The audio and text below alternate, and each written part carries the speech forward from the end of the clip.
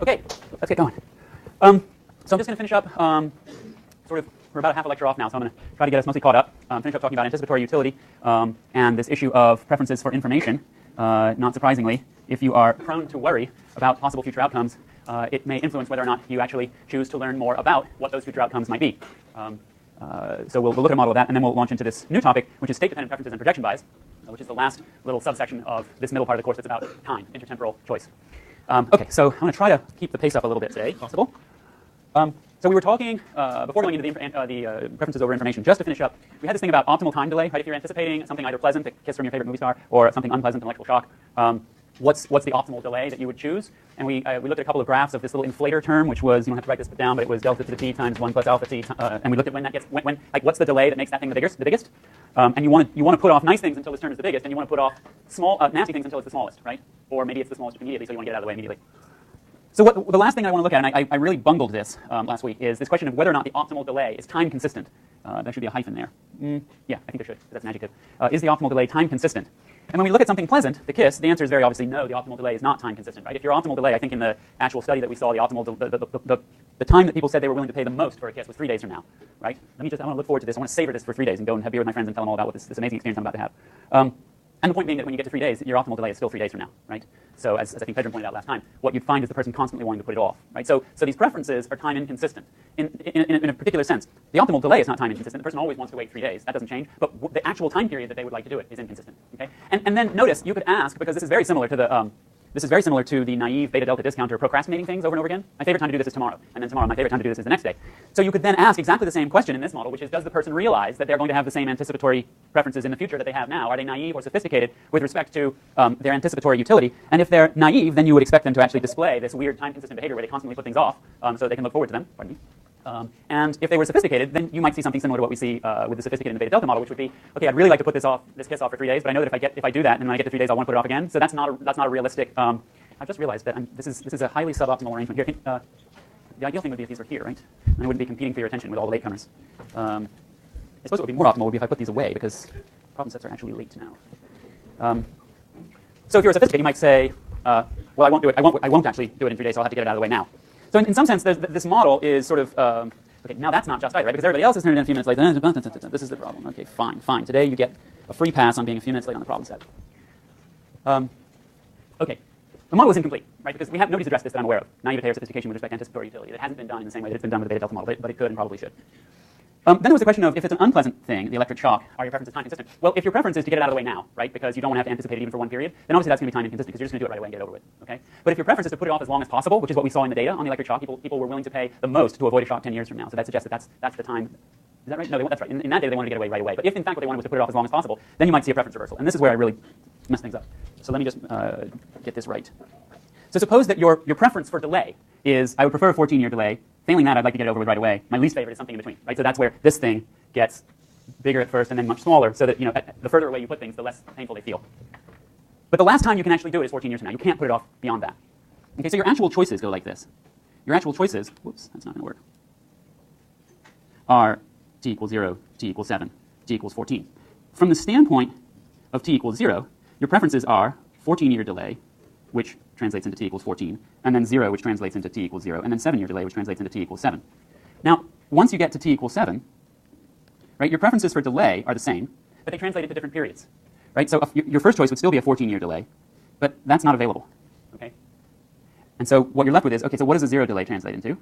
That translates into doing it now, which is t equals 7, and a 7-year delay would translate into doing it at t equals 14.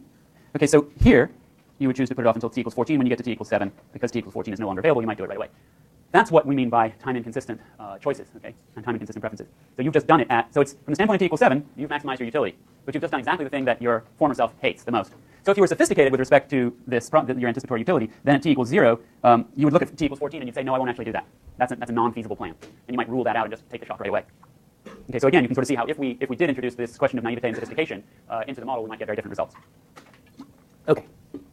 And the term we use to describe the question of naivete versus sophistication here is, does the person have blank or blank? So if you're sophisticated with respect to this, it means that you know what your future behavior is going to be, right? You know what your future preferences are going to be and what your future behavior is going to be, which is part of what we call rational expectations. So just be constantly on the lookout for this dimension of rational expectations. Okay, so much for that. Oh, look at that, I just wrote over my bullet points. Okay, the second piece, so we talked about implications of anticipatory utility for preferences over time delay, and now we're going to look at another implication, which is preferences for information. Okay? In the standard model with no anticipatory utility, unless you're in a strategic situation where you're trying to game some other player in a game theoretic game, you should never reject. There's nothing in the standard model that would explain why someone would reject free information. Okay? The information could be useful for making a decision. If you know whether or not you're going to get HIV, then you can take steps to you can start taking the antiretrovirals now or whatever. But even if it's not useful, then you can just ignore it, right? So it shouldn't actually affect your utility. And what we've done with anticipatory utility, by framing it as utility over beliefs, how likely things are to happen, we've basically taken information and put it directly into your utility function. So that information is valuable to you not just because it helps you to foresee outcomes, but because you actually get utility directly from what you know or from what you believe. Okay, and which is another way of saying you can't ignore the information even if it doesn't affect outcomes because it's actually in your utility function. And then I talked last time about some evidence from public health, that people do these bizarre things where you've already given them a test and it's about something really, really important, and even if it actually would affect their outcomes, they still don't want the information because even if it's completely free to them, they don't want it because they don't want to have to sit there and feel miserable about having colon cancer. So this is actually a really huge issue in public health. It has in this country, it's a fairly big piece of the AIDS puzzle right now. Is you see that there are these high-risk populations that just don't want to get tested, and even if you do the test, they don't want to know the answers, and so it's very hard to then bring those populations into some kind of public health intervention that would reduce there's a huge negative externality from them not getting tested because they're going around potentially infecting other people, and from a public health standpoint, they might not care about that, but we sure care about it, and so we want to bring those people into some kind of public health intervention. And the fact that they're not willing to get tested because of information aversion is this huge public health problem. Okay, so let's just crank up a model and see what's going on here and what insight we could get. So 2 periods, t equals 1 and 2. And this is another one of these toy models where we've made it really, really hokey and oversimplified. So just follow what we're doing here for a second. At time 2, the person will either be HIV negative or HIV positive, and there will be whatever consequences there are in terms of health for that. And there's some existing underlying probability p that they won't have HIV. They'll be HIV negative, and then 1 minus p, they'll be HIV positive. And that probability exists now, but the person knows what it is, but they don't know whether they're HIV negative or positive, or whether they're going to wind up being, if you want. So period 2 instantaneous utilities are some numbers u minus and u plus, and what I'm going to call these are sort of the actual health utilities. Okay.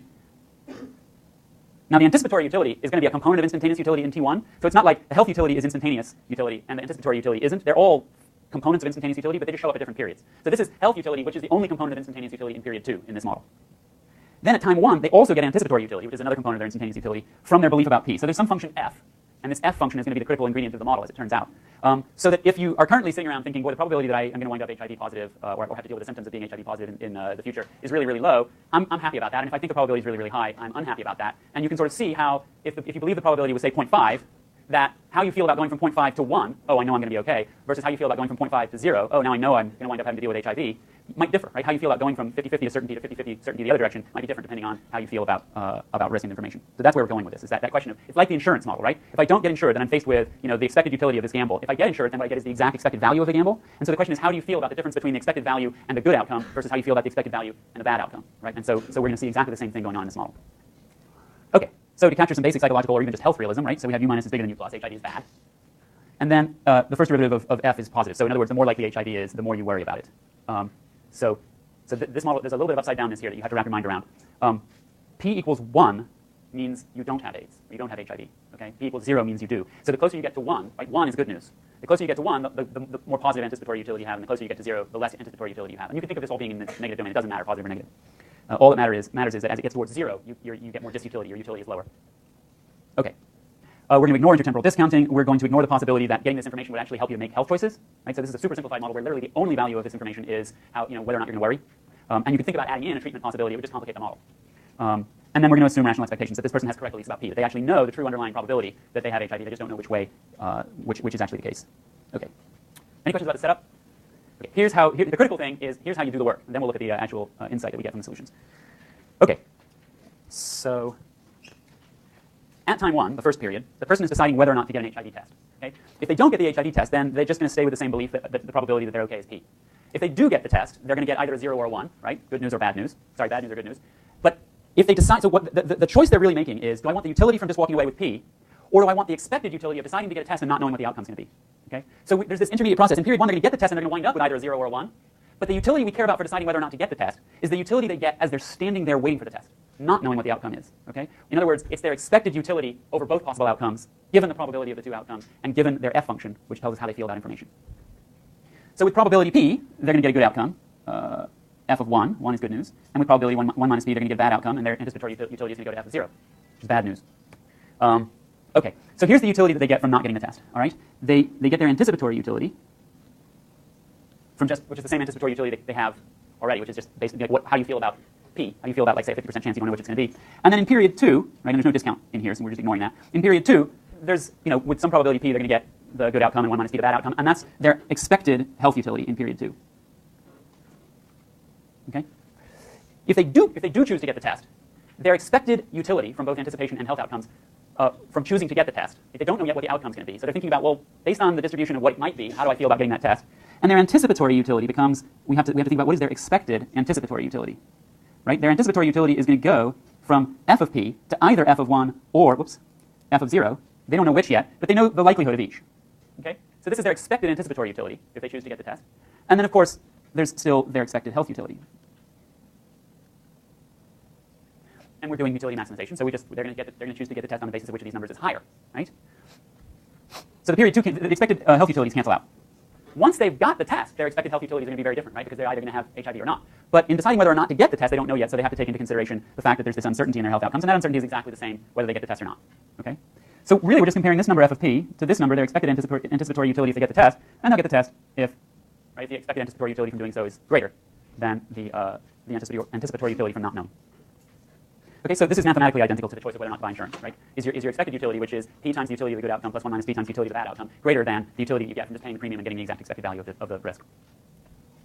Okay, so we introduce these two terms, a person being information averse or information loving, just exactly like risk aversion and risk seeking or risk loving behavior, right? So they'll skip the test if they're information averse and they'll get the test if they're information loving. Let's see what that means.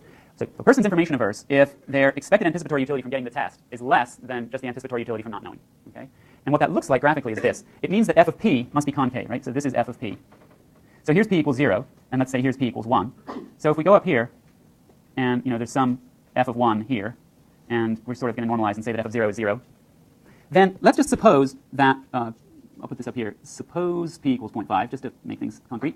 So if p equals 0.5, right, then the anticipatory utility that you get from not knowing is there, right? That's this piece. And how do you feel about getting the test? It's just like the insurance model that by now you should be familiar with. You draw this little straight line here, and you find this point where 0.5 crosses through that line. And what that is that's the point that's exactly 50% the utility of knowing, 50% the utility of not knowing. I've drawn it a little, my line is not quite straight, and my 0.5 isn't quite in the right place. But that's this number. Okay? So if this f function is concave, then the person won't get the test because, frankly, they're getting more utility out of just not knowing. Okay? They're getting more utility out of just hanging out here with a 50-50 unknown. Now, critically, in this model, it's critical to this sort of super simple outcome that the person has no treatment options available to them. But that doesn't actually change the usefulness of the model, because if they did have some treatment option available to them, this model would tell us how much sort of information aversion would be undermining their willingness to actually get the test and take the treatment. Right? Basically saying there'd be some expected utility for them of knowing the answer and getting the treatment and thereby making their outcomes better. And if the information aversion, right, if this gap here, the disutility from getting the information disutility, the anticipatory disutility from getting the test, if that outweighs the health benefits of getting the test so they can take the treatment, then they might not take the test even though it would be good for them. And that's what we actually see in the real world, is people not willing to take the test even though it would manifestly make their lives in expectation longer and better. Okay, so what is the point? What is going on? It's not enough to just say, oh, well, it's concave. It's not very helpful to say you're information averse if something that we know doesn't actually exist in reality happens to be concave. This F thing, it's supposed to be capturing some intuition. So let's make sure we actually get the intuition. I'm sort of characterizing this as the person really dislikes bad news. That's not quite right? Because how they feel about bad news, knowing for certain that they're going to have HIV, is just this point here, which doesn't actually have much to do with the curvature. What I mean is that their sort of marginal utility for increasingly bad news is decreasing, right? So going from I am pretty confident that I don't have HIV down here, p equals 0, to just a little bit of worry.